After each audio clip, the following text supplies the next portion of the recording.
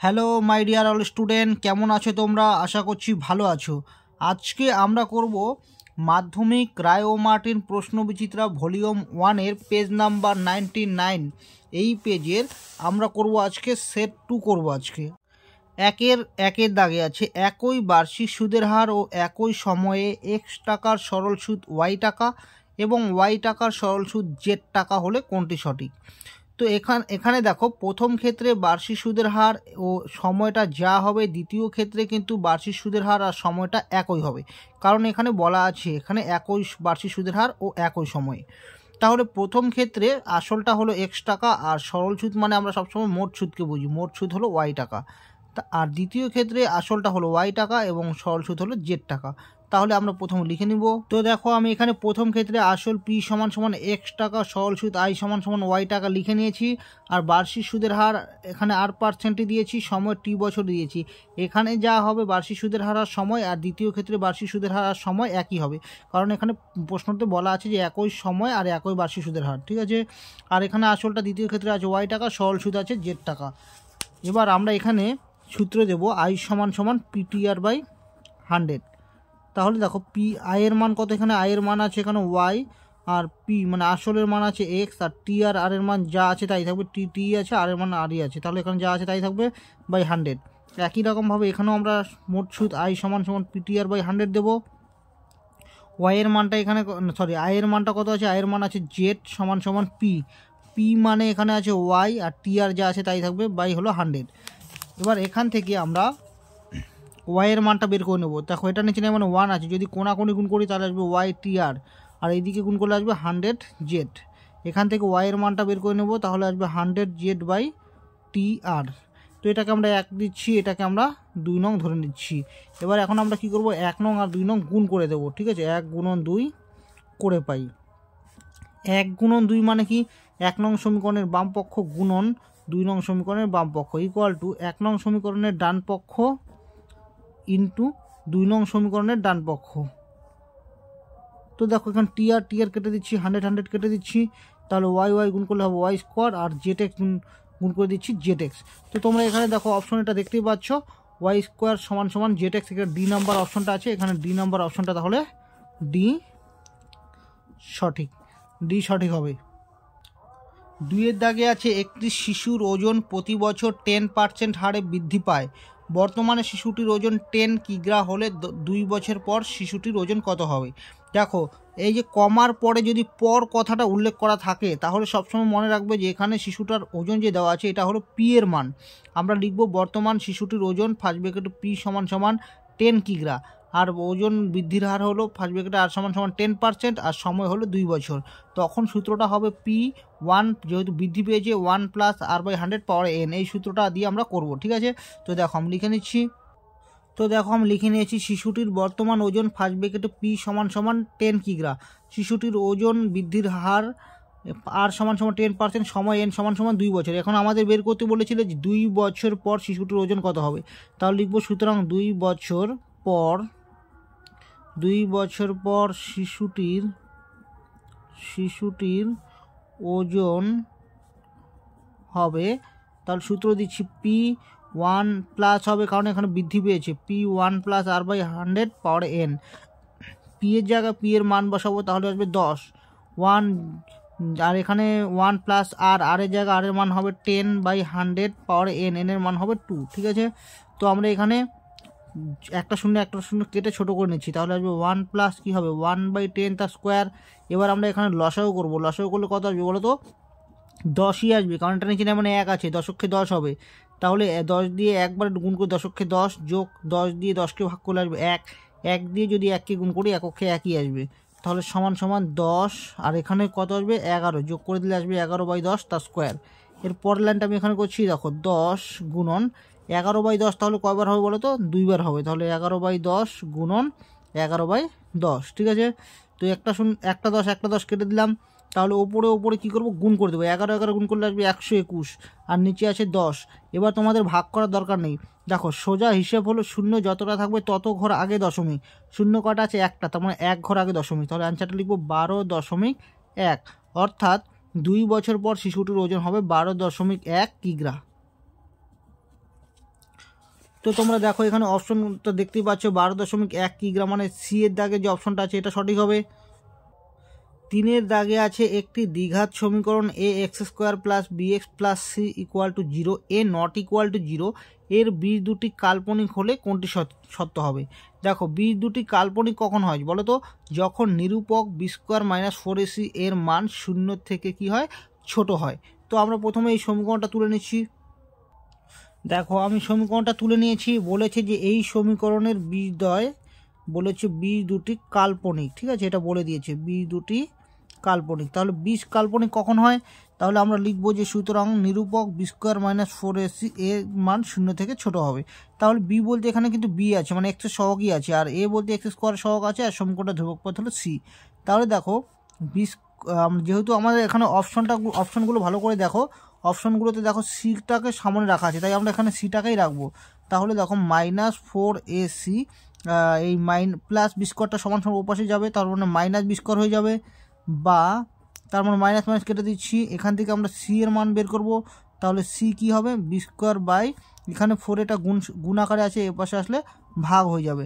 তার মানে এখানে C greater than B square by 4 কোথায় আছে? C greater than B square by 4, অর্থাৎ বি নাম্বার যে অপশনটা আছে এটা সঠিক হবে। তো লিখে দিচ্ছি যে বি সঠিক। 4-এর দাগে আছে 2a সমান সমান 3b সমান সমান 4c হলে a:b:c কত হবে? তো দেখো আমি 4-এর দাগে হোলের আগে প্রশ্নটা আমি তুলে নিয়েছি, এখান থেকে আমরা a:b:c কত সেটা বের করে নেব। তাহলে দেখো প্রথমে আমরা এই পুরোটাকে আমরা কে ধরে নিচ্ছি, কে ধরি। তো এখানে যেহেতু প্রত্যেকটা মান সমান, তার মানে এখানে এই 2 এর মানটা কে এর সঙ্গে সমান, তাহলে আমরা লিখব সুতরাং 2 এর সমান সমান কে। একই রকমভাবে 3b এর মানটাও কে এর সঙ্গে সমান, 4c এর মানটাও কে এর সঙ্গে সমান। তাহলে এখান থেকে এর মানটা বের করে নিচ্ছি, তাহলে কে বাই কত আসবে বলো তো? এখানে দুটা গুণ আকারে আছে, এখানে ভাগ হয়ে যাবে। একই রকমভাবে বি ইকুয়াল টু আসবে কে বাই 3, সি ইকুয়াল টু আসবে কে বাই 4। এবার আমাদের বের করতে কি বলেছে বলো তো? a:b:c কত? তাহলে এর জায়গায় মানটা বসিয়ে দেবো কে বাই 2, বি এর জায়গায় মানটা বসিয়ে দেবো কে বাই 3, সি এর জায়গায় মানটা বসিয়ে দেবো কে বাই 4। এবার আমরা দেখো এখানে এই 2, 3 আর 4-এর মধ্যে লসাগু নেবো। তাহলে প্রথম কত দিয়ে ভাগ করবো? 2 দিয়ে। 2 2, 3 ভাগ যাবে না, 3ই থাকবে। 2 দিয়ে 4কে ভাগ করলে আসবে 2 2 4। এরপর আর ভাগ যাবে না, গুণ করে দেবো। 3 2 6, 6 6, 6 2 12। তাহলে আমরা এই যে 12 লসাগু আসলো, সেই 12 দিয়ে সবগুলোকে গুণ করে দেবো। গুণন 12 কে বাই 4 গুণন 12। হ্যাঁ, তো এবার দেখো এই 2 দিয়ে এটা কেটে দিচ্ছি, 6 2 12, 3 দিয়ে কেটে দিচ্ছি 3 4 12, 4 দিয়ে কেটে দিচ্ছি 3 4 12। তাহলে এখানে আসবে 6k, এখানে আসবে 4k, আসবে এখানে 3k। তো কে সবগুলো থেকে কেটে দিচ্ছি, তাহলে আসবে 6:4:3। এটাই হবে a:b:c এর মান। অর্থাৎ এটা তোমরা দেখে নাও কত নম্বর অপশন সঠিক হবে, 6:4:3। তার মানে সি নাম্বার যে অপশনটা আছে এই সি সঠিক হবে। 1-এর 5-এর দাগে আছে ABCD দুটি সমান্তরাল জ্যা এর প্রত্যেকটির দৈর্ঘ্য 16 সেমি। বৃত্তের ব্যাসার্ধের দৈর্ঘ্য 10 সেমি হলে জ্যা দুটির মধ্যে দূরত্ব কত? তো প্রথমে আমি ছবিটা এঁকে নিচ্ছি। তো দেখো আমি ছবিটা এঁকে নিয়েছি। এখানে ও কেন্দ্রীয় একটা বৃত্ত, যার দুটি জ্যা, এখানে হলো একটা এবি জ্যা একটা সিডি জ্যা, দুটোর দৈর্ঘ্য সমান, অর্থাৎ এবি আর সিডি দুটো জ্যায়ের দৈর্ঘ্যই হবে 16 সেমি করে। ঠিক আছে, এবার বলেছি বৃত্তের ব্যাসার্ধের দৈর্ঘ্য 10 সেমি। তাহলে আমরা এখান থেকে যদি এটা বলি তাহলে এটা কি বৃত্তের ব্যাসার্ধ, আবার এখান থেকে যদি এটার কথা বলি এটাও বৃত্তের ব্যাসার্ধ। আবার দেখো, আবার এখান থেকে যদি আমরা এটা বলি এটাও বৃত্তের ব্যাসার্ধ, আবার এখান থেকে যদি এটা বলি এটাও বৃত্তের ব্যাসার্ধ। তাহলে আমরা প্রথমে লিখে নেব যে এবি কমা সিডি দুটি সমান্তরাল জ্যা এর প্রত্যেকটির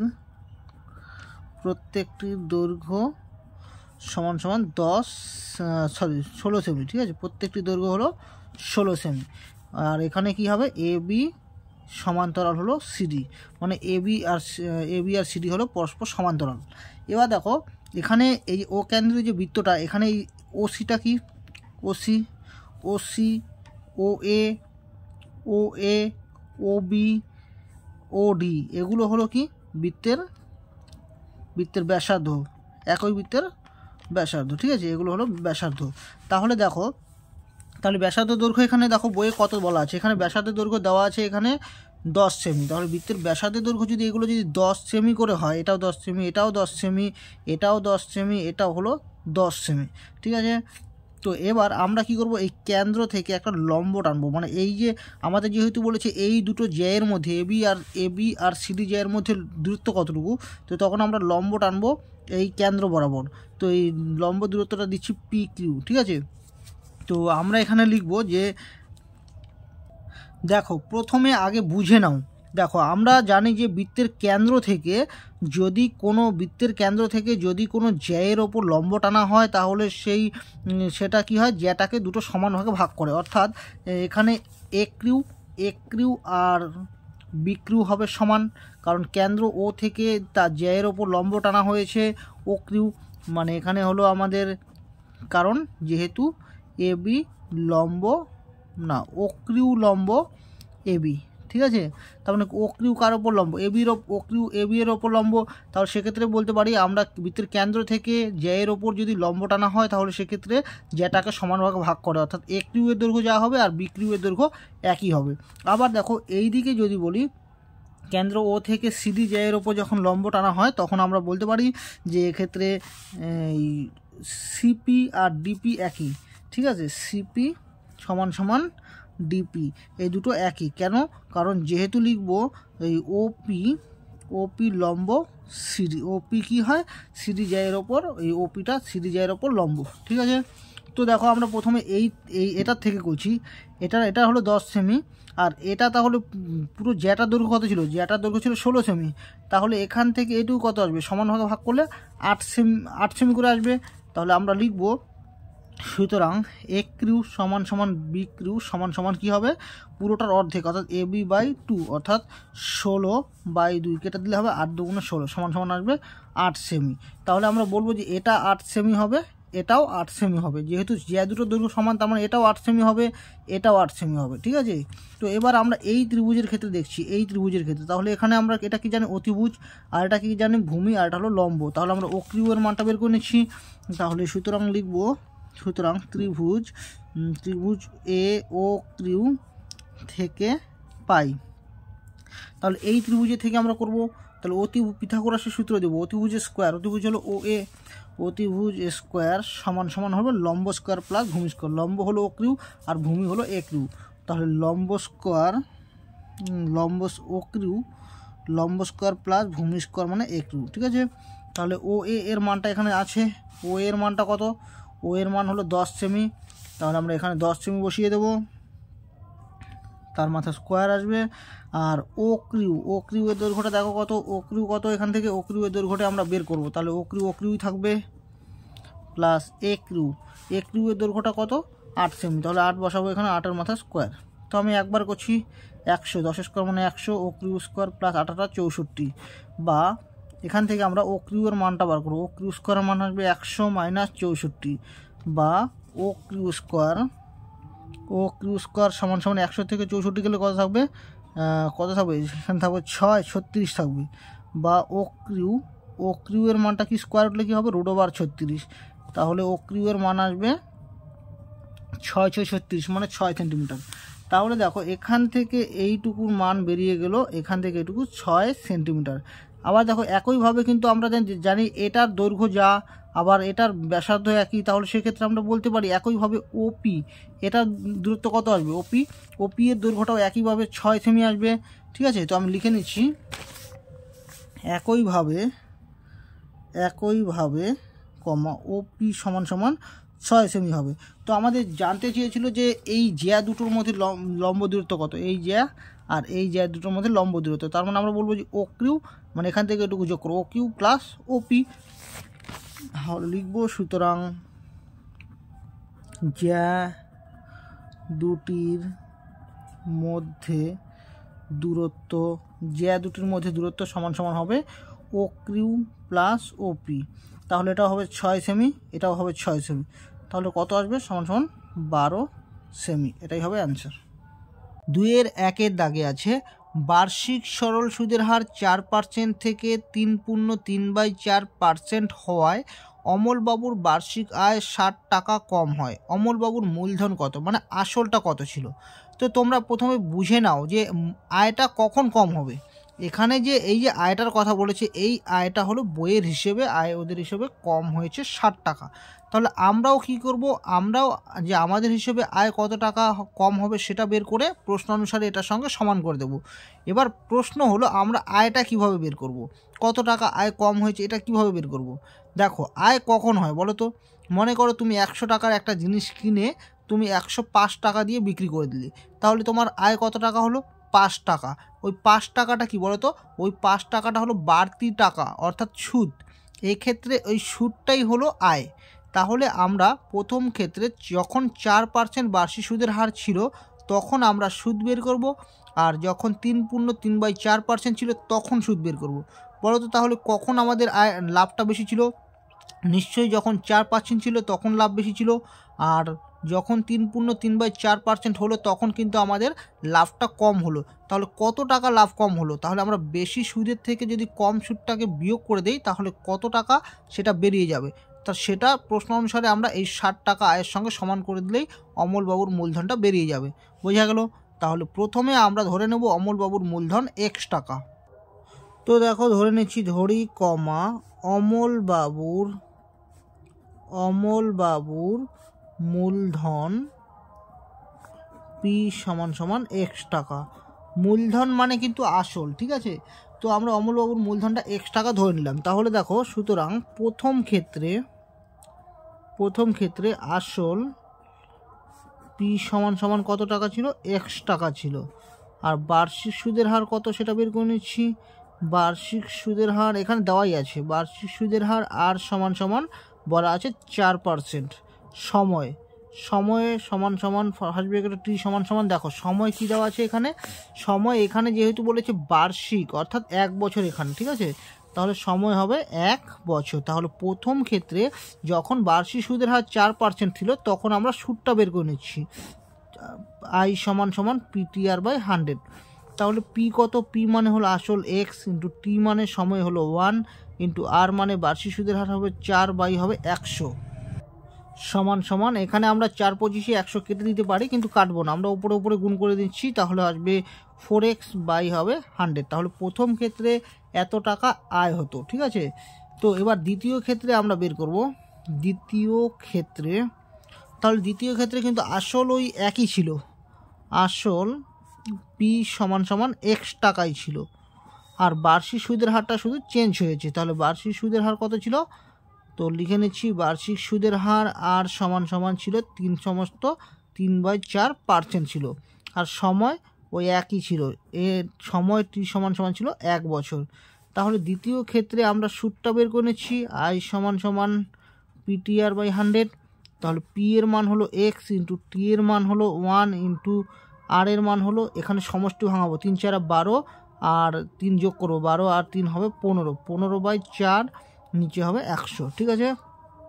তো এবার এখানে X1 আর 15 কিন্তু মানে এই ওপরে এই সবগুলো গুণ হবে। তাহলে X অক্ষে X আর 15 দিয়ে গুণ করলে কত আসবে, 15x/4 নিচে হবে 100 সমান এই যে হেড বাই মানে ভাগটা, এটা কখন গুণ হবে বলো তো, যখন এই ভাগটা তখনই গুণ হবে যখন এটা নিচে নেই, মানে কি আছে 1 আছে, একটা উপরে যাবে 100 নিচে আসবে। তাহলে উপরে গুণ করে দিলে উপরে গুণ করলে আসবে 15x আর নিচে গুণ করলে হবে 400। তোমরা কেটে দিতে পারো, তো আমি কাটছি না।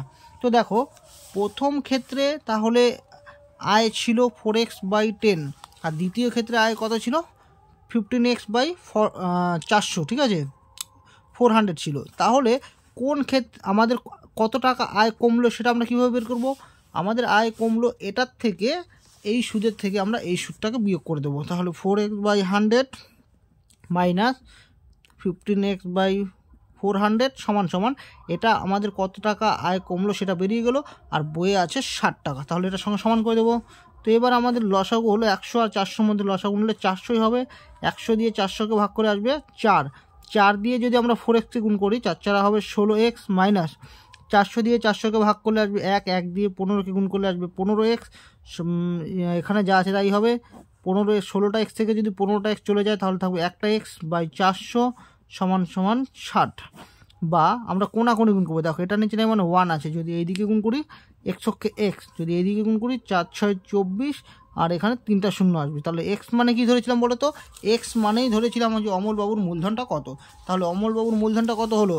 24,000 টাকা। সুতরাং লিখে নিচ্ছি, সুতরাং অমলবাবুর মূলধন সমান সমান 24,000 টাকা। ঠিক আছে। 2-এর দাগে আছে a/2 সমান সমান b/3 সমান সমান c/4 equal to 2a - 3b plus 4c by k হলে k ইকুয়াল টু কত? তো প্রথমে আমরা হোলের আগে এই পুরোটুকু তুলে নেব।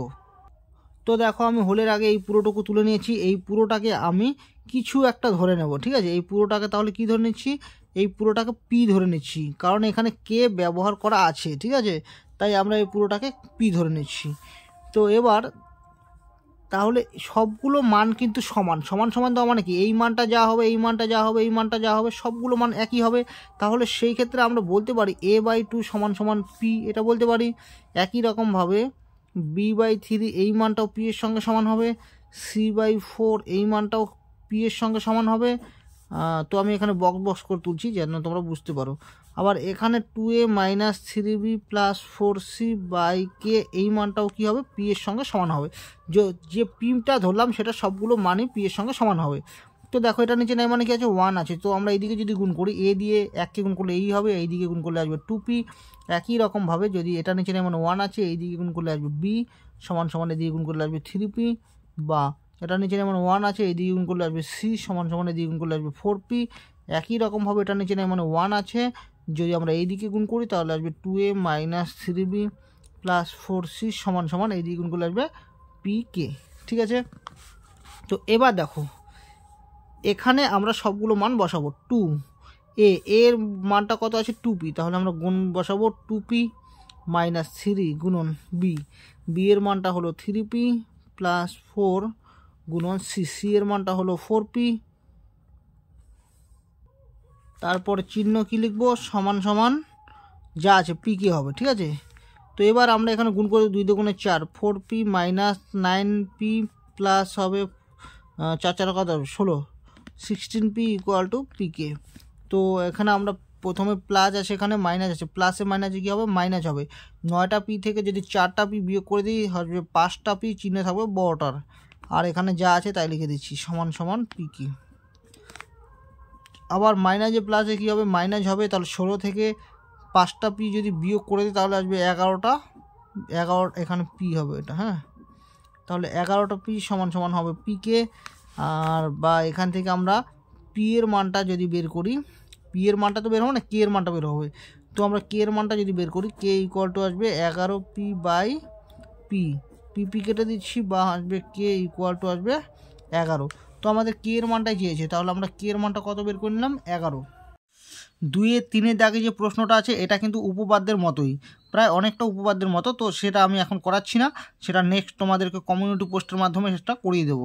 তো দেখো 4-এর দাগে আছে ও কেন্দ্রীয় বৃত্তের ওপর এ বি সি 3টি বিন্দু, অ্যাঙ্গেল এ ও সি সমান সমান 110 ডিগ্রি হলে অ্যাঙ্গেল এ বি সি কত? আর যেখানে ও এ বি সি একটি কি চতুর্ভুজ। তাহলে প্রথমে আমরা ছবিটা এঁকে নিই, ছবি না আঁকলে আমরা কিছুই বুঝতে পারবো না। তাহলে প্রথমে আমরা ছবিটা এঁকে নিচ্ছি। তো দেখো আমি ছবিটা এঁকে নিয়েছি। এখানে হলো ও কেন্দ্রীয় বৃত্তের এ বি সি হলো 3টি বিন্দু, আর ও এ বি সি হলো একটা চতুর্ভুজ। ঠিক আছে, আমাদের মান দেওয়া আছে angle A O C equal to আছে 110 ডিগ্রি। তাহলে অ্যাঙ্গেল এ ও সি মানে এই কোণটা আমাদের, কোণটার মান দেওয়া আছে আমাদের। ঠিক আছে, তো আমরা এক্স এটাকে ধরে নিয়েছি যে আমরা এই এ এক্স সি এই বৃত্তচাপের দ্বারা আমরা লিখব। সুতরাং এ এক্স সি বৃত্তচাপের দ্বারা গঠিত কেন্দ্রস্থ কোণ। তাহলে কেন্দ্রস্থ কোণটা কী হবে বলো তো? অ্যাঙ্গেল এ ও সি, অর্থাৎ এই কোণটা হবে অ্যাঙ্গেল এ ও সি, এই কোণটা হবে। ঠিক আছে, কেন্দ্রস্থ কোণ। এবং পরিধিস্থ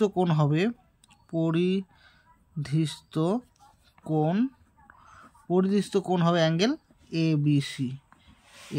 ঠিক আছে, এ বি সিটা কী হবে? পরিধিস্থ কোণ।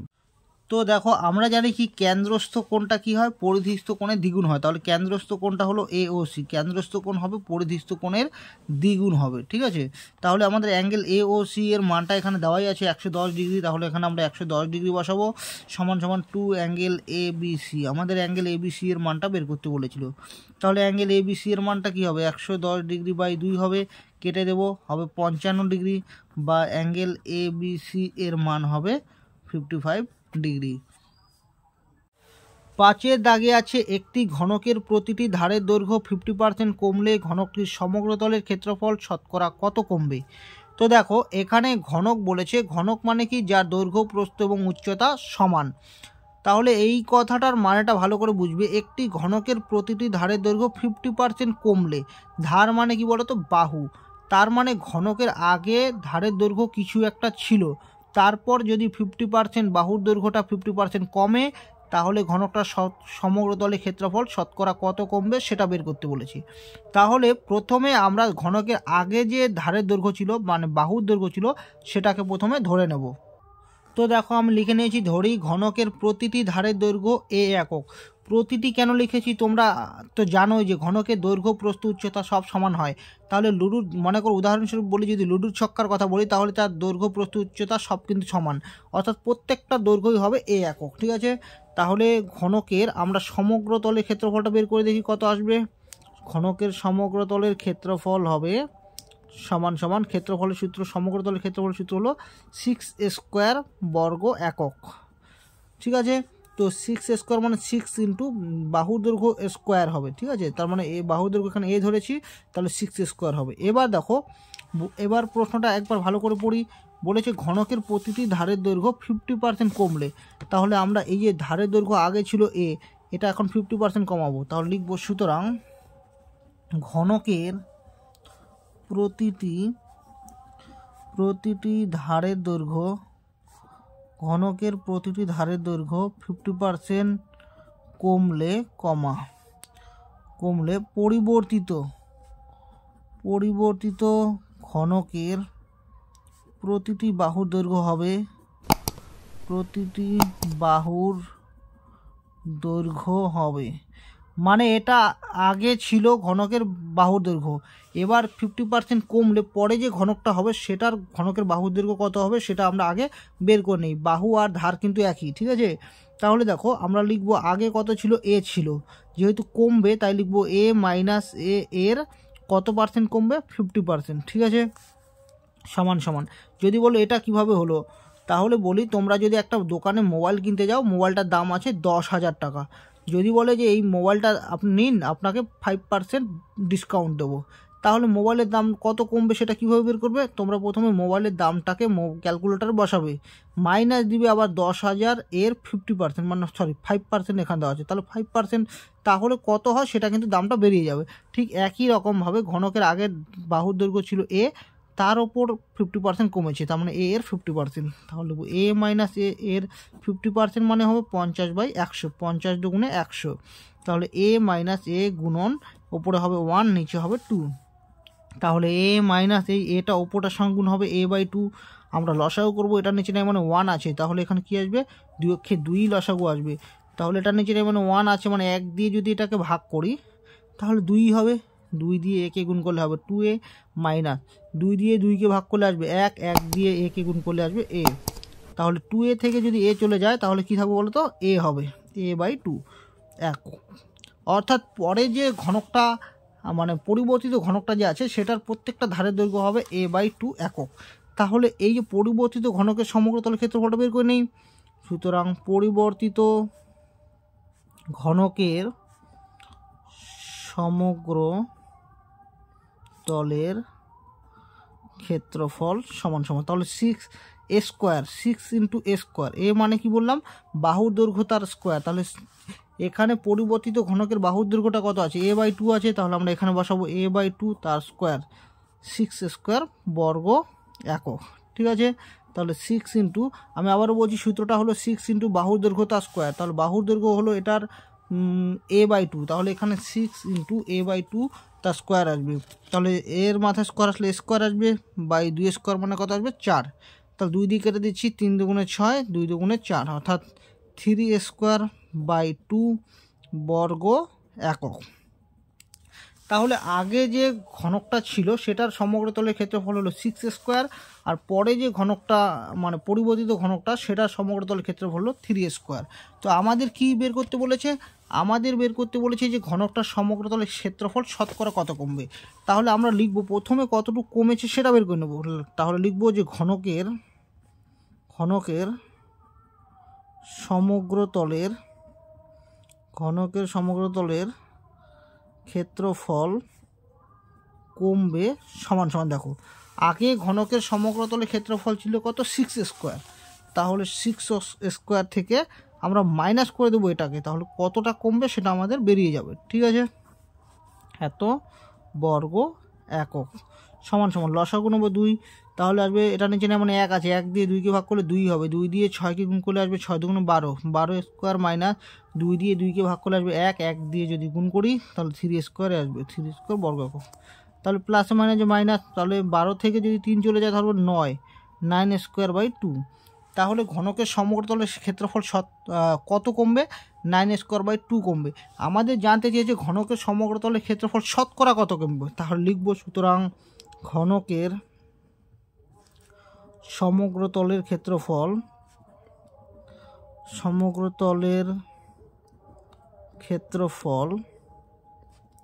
শতকরা কমবে সমান সমান। ঠিক আছে, শতকরা কমবে এর সূত্র আছে। কি সূত্রটা? যে কতটুকু কমেছে সেটা আগে লিখব। কতটুকু কমেছে?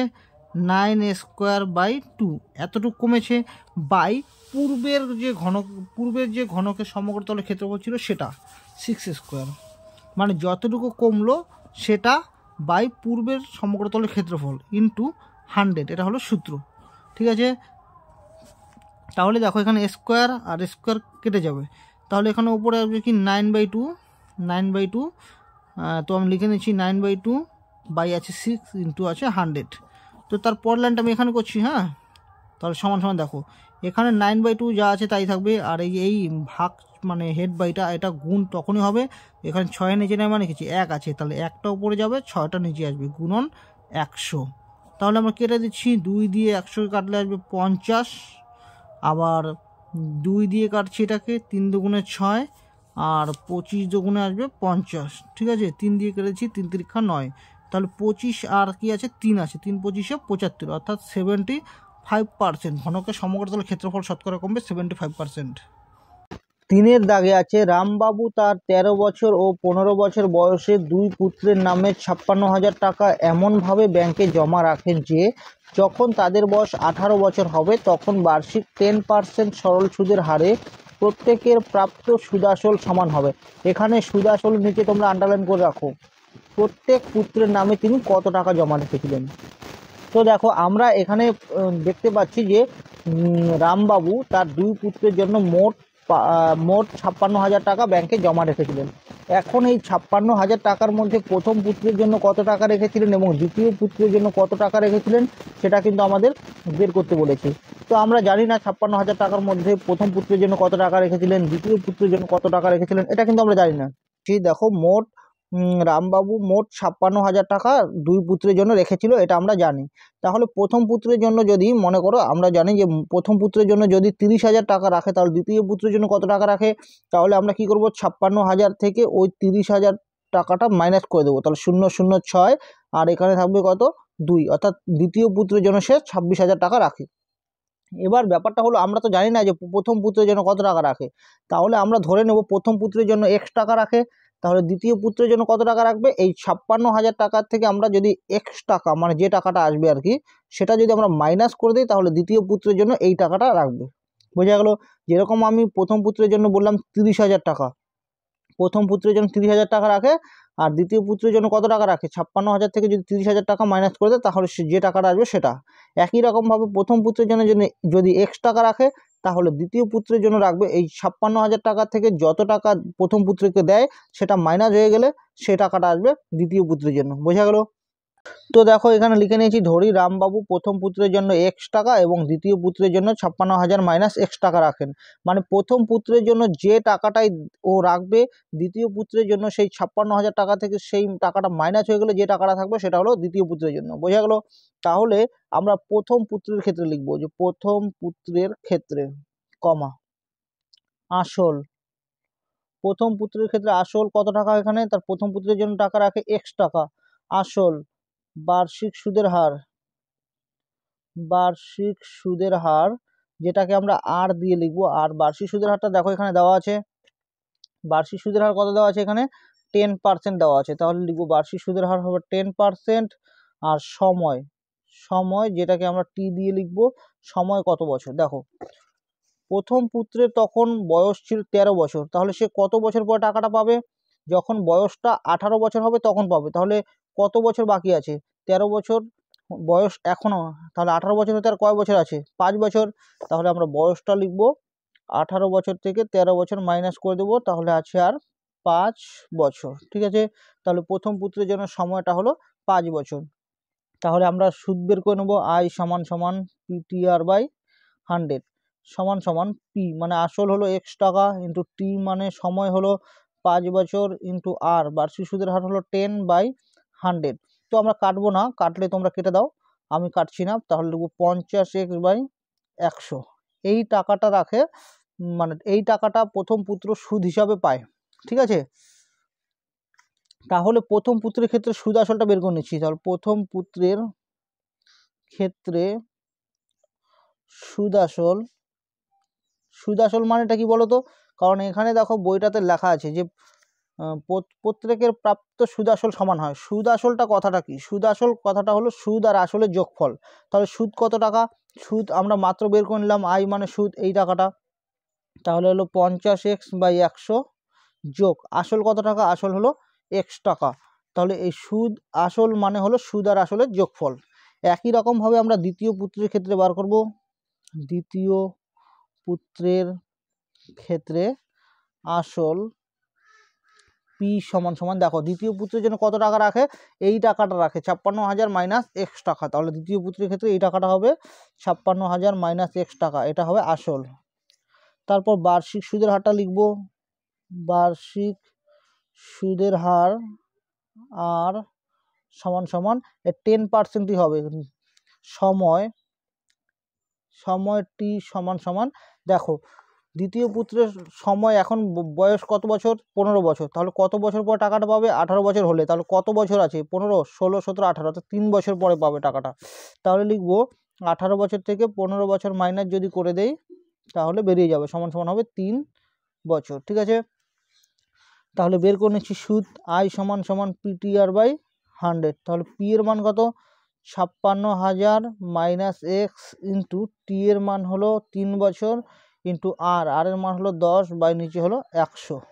তাহলে আমরা কি করব? 10 দিয়ে এই সবগুলোকে গুণ করে দেব। তো তোমরা কাটাকাটি করে দিলেও পারো।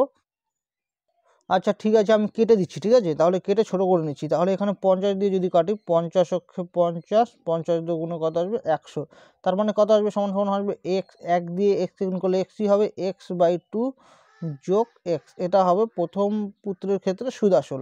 এবার দ্বিতীয় পুত্রের ক্ষেত্রে আমরা সুদটা এখানে বের করে নিচ্ছি, একটা শূন্য কেটে দিচ্ছি। তাহলে ওপরে হবে 56,000 মাইনাস এক্স ইন্টু 3 বাই নিচে হবে 10। এটা হলো প্রথম পুত্রের ক্ষেত্রে, সরি দ্বিতীয় পুত্রের ক্ষেত্রে সুদ।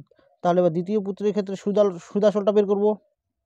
দ্বিতীয় পুত্রের ক্ষেত্রে সুদ আসল সমান সমান, সুদ আসল মানে কি বলেছিলাম? সুদ আর আসলের যোগফল। তাহলে সুদটা কত?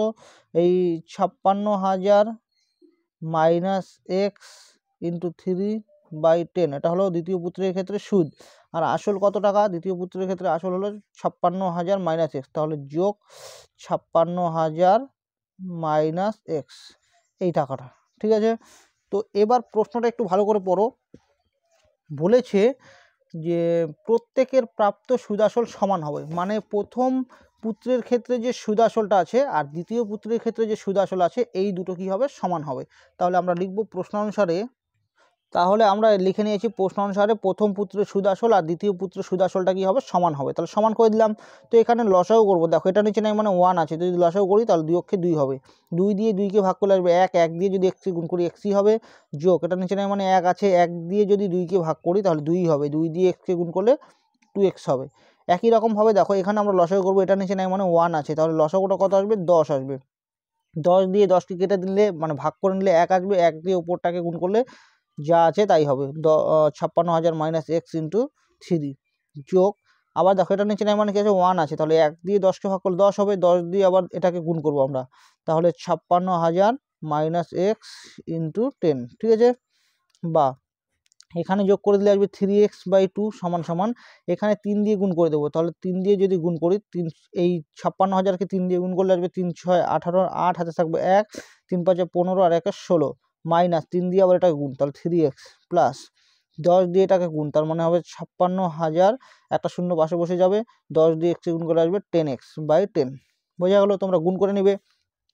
বা 3x/2 সমান সমান, এখানে আমরা ক্যালকুলেশন করব এটা আর এটার মধ্যে আর এটা আর এটার মধ্যে, এটার সামনে মাইনাস এটার সামনে মাইনাস, ঠিক আছে, আর এটার সামনে প্লাস আর এটার সামনে প্লাস, তাহলে প্লাসে প্লাসে কী হয়, প্লাস হয়, তাহলে প্লাস মানে কি যোগ, তাহলে যোগ করব আমরা, কত আছে এখানে 56,000, সরি 1 দশক শতক হাজার অযুত লক্ষ, 5,60,000 টাকা আছে, তাহলে 5,60,000, শূন্য কটা আছে, 4টা আছে, আর এটার সঙ্গে যোগ করব এটা 3টা শূন্য 1 2 3, 3টা শূন্য 8 6 1, তাহলে যোগ করে দিচ্ছি 1 2 3, 3টা শূন্য 8, 6 6 12 2 হবে 1, 5 6 1 7, অর্থাৎ 72 8 3টা শূন্য, এটা হবে, ঠিক আছে। এবার মাইনাসে মাইনাসে কী হবে, প্লাস হবে, প্লাস মানে কি যোগ করতে বলেছি, তাহলে যোগ করে দিলে আসবে 13x মানে 13x হবে, চিহ্ন থাকবে কোনটার, বড়টার সামনেরটা, /10।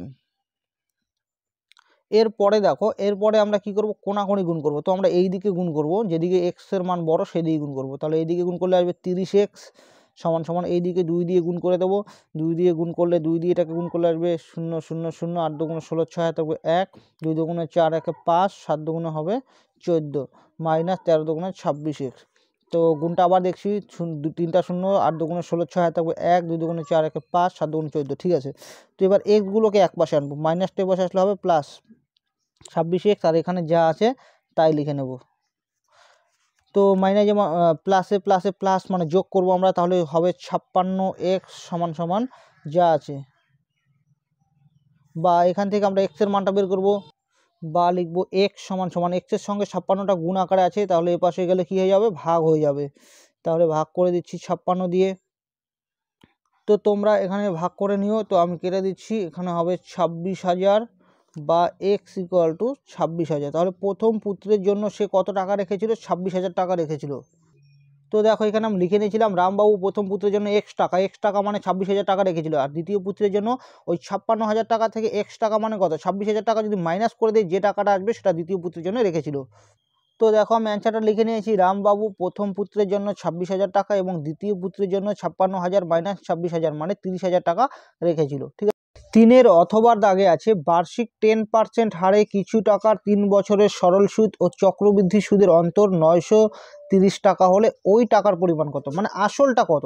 তাহলে এটা কীভাবে বের করবো বলো তো, সবসময় মনে রাখবে বইয়ে যেটা দেওয়া থাকবে সেটাই আমরা বের করে সেটার সঙ্গে সমান করে দেব, আমাদের যেটা চেয়েছে সেটা অটোমেটিক বেরিয়ে যাবে। তো দেখো আমরা কি বের করব, আমরা প্রথমে সরল সুদ বের করব, চক্রবৃদ্ধি সুদ বের করব, চক্রবৃদ্ধি সুদ আর সরল সুদের অন্তর মানে বিয়োগফলটা কত হয় সেটা বের করে এটার সঙ্গে সমান করে দেবো, তাহলে অ্যান্সারটা অটোমেটিক চলে আসবে, ঠিক আছে। তো আমরা প্রথমে আসলটাকে ধরে নেব x টাকা, তো দেখো ধরে নিচ্ছি, ধরি কমা আসল, আসল p সমান সমান x টাকা, এটা ধরে নিলাম। এখানে বার্ষিক সুদের হার দেওয়া আছে, বার্ষিক সুদের হার, বার্ষিক সুদের হার আর সমান সমান দেওয়া আছে কত, 10% দেওয়া আছে, আর সময় দেওয়া আছে n সমান সমান 3 বছর, ঠিক আছে, এটা দেওয়া আছে। তাহলে দেখো এখানে বার্ষিক সুদের হার দেওয়া আছে, সময় দেওয়া আছে, আর কি দেওয়া আছে, আসলটাকে তো আমরা ধরেই নিলাম। তো এবার আমরা প্রথমে চক্রবৃদ্ধি সুদটা বের করবো, সবসময় চক্রবৃদ্ধি সুদটা বের করবো আগে, তারপর সরল সুদ বের করবো, ঠিক আছে। তাহলে আমরা চক্রবৃদ্ধি সুদ বের করবো, আর চক্রবৃদ্ধি সুদ বের করার নিয়মটা হলো, প্রথমে আমাদের সমূল চক্রবৃদ্ধি এর মানটা বের করতে হবে। সেই সমূল চক্রবৃদ্ধি এর মানটা যা আসবে সেটার থেকে আমরা যদি আসলটাকে মাইনাস করে দিই, আসল মানে যে টাকাটা আছে আর কি, সেই টাকাটা যদি মাইনাস করে দেই তাহলে আমাদের চক্রবৃদ্ধি সুদটা বেরিয়ে যাবে। তাহলে প্রথমে আমাদের লাগবে সমূল চক্রবৃদ্ধি এ লাগবে। তাহলে আমরা লিখে নিচ্ছি, আমরা জানি সূত্রটা হলো এ সমান সমান P1 প্লাস R/100 পাওয়ারে হলো N। তাহলে দেখো বা এ সমান সমান পি মানে আসলটা কত এক্স, এখানে হবে 1 প্লাস আর এর মানটা কত আছে 10 বাই হলো 100 পাওয়ারে N, এর মানটা কত আছে 3। ঠিক আছে, তো তার পরের লাইনটা হবে, তো দেখো তোমাদের বোঝার সুবিধার্থে আমি ওই শেষের লাইনটাই আবার তুলে নিলাম, না হলে পেজটা বারবার উল্টাতে হবে। ঠিক আছে, তো দেখো এর পর লাইনটা আমরা কি করব, এ সমান সমান এক্স, আমরা এখানে লসাগু নেব। তা দেখো লসাগু যদি আমরা নেই কত হবে 100 হবে, কারণ এটার নিচে নাই মানে 1 আছে, 100কে 100, তাহলে এটার নিচে নাই মানে 1 আছে, 1 দিয়ে 100কে ভাগ করলে 100ই হবে, 100 দিয়ে 1কে গুণ করলে 100কে 100 হবে, যোগ 100 দিয়ে 100কে ভাগ করলে আসবে 1, 1 দিয়ে যদি আমরা 10কে গুণ করি 10কে 10 হবে, বা এ সমান সমান এক্স, এখানে যোগ করে দিলে কত আসবে 110 বাই আসবে 100 পাওয়ারে হলো কিউব, বা এ সমান সমান এক্স, এখানে একটা শূন্য কেটে দিচ্ছি। ঠিক আছে, তাহলে আসলো কি 11/10 এর মাথায় কিউব, বা এ সমান সমান তাহলে এক্স গুণ 11/10 কয়বার হবে বলো তো, 3বার গুণ হবে, যেহেতু মাথায় পাওয়ারে 3 আছে, বা এ সমান সমান আমরা ওপরে এই 3টা 11 গুণ করে দেবো, 3টা 11 গুণ করলে আসবে 1331, আর সঙ্গে এক্স গুণ হবে, বা নিচে আসবে 1000, বা এ সমান সমান তোমাদের পরীক্ষা হলে ভাগ করার দরকার নেই। শোনো কীভাবে করবে, এখানে শূন্য কয়টা আছে 3টা আছে, তার মানে 3 ঘর আগে দশমিক ধরবে। এই দেখো 1 2 3, 3 ঘর আগে দশমিক, মানে 1.331 মানে এক্সটাকে ধরবে না, শুধু সংখ্যাগুলোকে। শূন্য কয়টা আছে 3টা, তাহলে 1 2 3, 3 ঘর আগে দশমিক, তোমরা ভাগ করে দেখো এটাই আসবে। ঠিক আছে, তাহলে আমি সমূল চক্রবৃদ্ধি এর মানটা বের করে নিলাম। আমরা এখন বের করে নেব 3 বছরের চক্রবৃদ্ধি সুদটা কত। তাহলে 3 বছরের চক্রবৃদ্ধি সুদের সূত্রটা হলো সমূল চক্রবৃদ্ধি এ। সমূল চক্রবৃদ্ধিটা কি, এটা সমূল চক্রবৃদ্ধি থেকে যদি আমরা আসলটাকে মাইনাস করে দিই, তাহলে আসলটাকে কি ধরেছিলাম এক্স টাকা ধরেছিলাম, তা আসলটাকে মাইনাস করে দিলাম। তো দেখো তাহলে কত আসবে বলো তো, যদি আমরা এখান থেকে এক্স কমন নেই তাহলে আসবে 1.331 মাইনাস 1। তো দেখো গুণ করে দিলে কিন্তু এটার সাথে এটা আসবে, এক্সকে এক্স আসবে, তাহলে এই লাইনটা যা কথা এই লাইনটা একই কথা। এবার কি করব, আমরা এখানে বিয়োগ করবো, বিয়োগটা দেখো আমি দেখিয়ে দিচ্ছি। 1.331 এর সঙ্গে একের মধ্যে দেখো কোনো দশমিক নাই, তার মানে এটা দশমিকের আগে হবে, তারপর দশমিক দিয়ে আমরা 3টা শূন্য দেবো, 133 এখানে 0, অর্থাৎ 0.331, আর এক্সট্রা দিয়ে গুণ করলে এক্স পাশে বসে যাবে। তাহলে আমরা কি বের করে নিলাম, 3 বছরের চক্রবৃদ্ধি সুদটা আমরা বের করে নিলাম। তো এখানে যে চক্রবৃদ্ধি সুদটা আছে এটা আমরা বের করে নিলাম। এখন কি বার করব, সরল সুদ। সরল সুদ বলতে মোট সুদ বোঝায়, তাহলে আমরা সরল সুদটা বের করে নিচ্ছি। তো লিখে নেব যে সরল সুদের ক্ষেত্রে কমা আসল পি সমান সমান, তাহলে আসলটা কত টাকা ছিল এক্স টাকা ছিল, তারপর সময়কে সরল সুদের ক্ষেত্রে টি দিয়ে লিখবো। ঠিক আছে, সময়টা কত হবে দেখো তো, সময়টা এই একই হবে, সময় কত আছে 3 বছর আছে, বার্ষিক সুদের হার হবে 10%, তাহলে সময় হলো 3 বছর, আর বার্ষিক সুদের হার ফার্স্ট ব্র্যাকেটে হবে আর সমান সমান 10%। তাহলে আমরা কি বের করব, সরল সুদ বের করব। সরল সুদ মানে হলো মোট সুদ, তাহলে মোট সুদের সূত্রটা কি, আই সমান সমান PTR/100। তাহলে আসল কত এক্স ইন্টু টি, মানে সময় কত 3, আর কত আর হলো 10 বাই হলো 100, তাহলে একটা শূন্য কেটে দিচ্ছি, তাহলে ওপরে গুণ করলে আসবে 3x আর নিচে হবে 10। তাহলে শূন্য কয়টা আছে বলো তো, একটা, তার মানে 1 ঘর আগে দশমিক, তাহলে 3-এর আগে দশমিক হবে, তো এখানে একটা শূন্য দিয়ে দিতে পারো, তাহলে 0.3x হলো। তাহলে আমরা চক্রবৃদ্ধি সুদও বের করে নিলাম, সরল সুদও বের করে নিলাম। এবার আমরা কি করব, অন্তর মানে কি জানো, অন্তর মানে হলো বিয়োগফল। তাহলে চক্রবৃদ্ধি সুদ থেকে আমরা সরল সুদকে বিয়োগ করে যেটা আসবে সেটা আমরা 930-এর সঙ্গে সমান করে দেবো, কারণ আমাদের হিসেবে চক্রবৃদ্ধি সুদ আর সরল সুদের বিয়োগফলটা যেটা আসবে মানে আমরা বের করে নিচ্ছি। তাহলে লিখব, সুতরাং 3 বছরের সরল সুদ ও চক্রবৃদ্ধি সুদের অন্তর। সবসময় মনে রাখবে যে চক্রবৃদ্ধি সুদ থেকে কিন্তু মাইনাস করতে হবে, সরল সুদের থেকে কিন্তু মাইনাস করা যাবে না। তাহলে চক্রবৃদ্ধি সুদটা কত আছে এটা আছে, তাহলে লিখবো 0.331x, এটা আছে, ঠিক আছে। এটার থেকে আমরা মাইনাস করে দেবো সরল সুদ। সরল সুদ কত আছে? 0.3x। তাহলে দেখো আমরা এটা বিয়োগটা আমি তোমাদেরকে দেখিয়ে দিচ্ছি, দেখো কীভাবে করব। 0.331 আছে, আর এখানে কি আছে 0.3, তাহলে দশমিক শেষে দশমিক আসবে, এখানে 0 এখানে 3, আর এখানে দুটো 0 দিয়ে দেবো। তাহলে 1 3 0.0, অর্থাৎ 0.031x এটা আসবে। তাহলে 3 বছরের সরল সুদ আর চক্রবৃদ্ধি সুদের অন্তর আসলো এটা, আর বইয়ে কত দেওয়া আছে 930, তাহলে এটার সঙ্গে 930 সমান করে দেবো। তো লিখে নিচ্ছি প্রশ্ন অনুসারে আমাদের হিসেবে চক্রবৃদ্ধি সুদ আর সরল সুদের অন্তর হলো 0.031x। দেখি আরেকবার এটা কী আছে, হ্যাঁ এটাই আছে, সমান সমান কার সঙ্গে সমান হবে? ওদের যে 930 আছে চক্রবৃদ্ধি সুদ আর সরল সুদের অন্তর, সেটার সঙ্গে সমান হয়ে যাবে। তাহলে আমরা এখানে প্রথমে দশমিক তুলে দেবো, 0.03 যা আছে তাই লিখে নিলাম, দশমিক তুলে নিলাম। দশমিকের আগে যাই থাকুক না কেন একটা এক, আর দশমিক উপরে কটা সংখ্যা? 3টা সংখ্যা, তার মানে 3টা শূন্য, সমান সমান এখানে যা আছে 930। তো দেখো এটার নিচে নেই মানে কি আছে? 1 আছে, তো আমরা কোনাকুনি গুণ করবো এই দিকে।